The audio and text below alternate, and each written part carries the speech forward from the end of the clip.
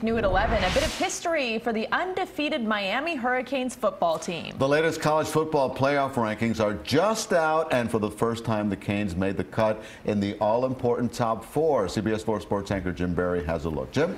Well, after spanking third-ranked Notre Dame, the Canes now are third in the latest playoff rankings. And so now the question is, can they stay among the top four? Of course, those teams get to play for this shiny national championship trophy. leads from 7th to 3rd in the rankings, behind Alabama and Clemson and ahead of Oklahoma. The Canes earned plenty of votes after a convincing 41-8 win over the Irish this past Saturday.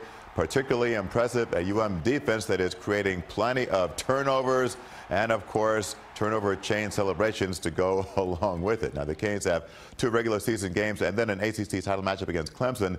They may not have to run the table to make the playoff, but if they do, they will be in for sure. I'm Jim Berry, CBS 4 Sports.